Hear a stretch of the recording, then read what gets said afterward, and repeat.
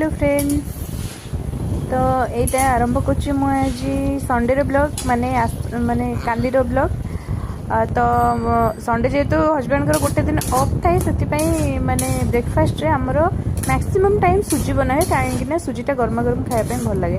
तो सब वेज पकईकी बढ़िया के सुजी बनई ब्रेकफास्ट कर तापर एठी आमर आज संडे जेहेतु सब तो चिकेन हुए किंतु हजबैंड मोर विश्वास करंतु शनिवार दिन माने इवनिंग टाइम रे प्रबल झगड़ा।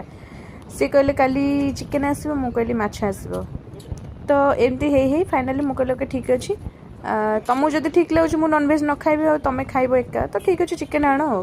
झगड़ा सिवियर मुँह फुलाफुली भी हेलु कथबार्ता भी बंद। फाइनाली बाबू कौन कले ना मॉर्निंग टू जाइकी नहीं आसले कौन कहले माछ। हाँ से जहाँ भी हो मो पसंद तो माछ आसले मु बहुत खुशी। तो चलते बाबू रिएक्शन तुमको बिरयानी भल लगी था ना भात डाली माछ भजा भल लगुच?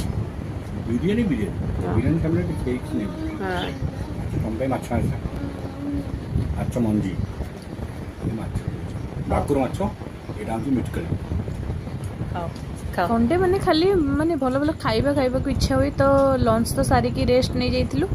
मैच फैच किसी नथिला आज कहीं शनिवार सर जाइए थर्ड ओडीआई इंडिया और साउथ अफ्रिका भितर।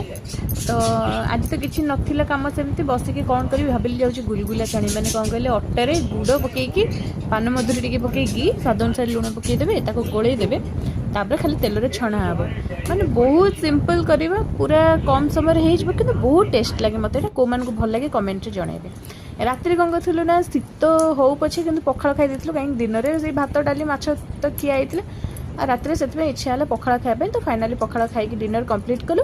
आपण मो चैनल को सब्सक्राइब कर दिंतु फॉलो कर दिंतु।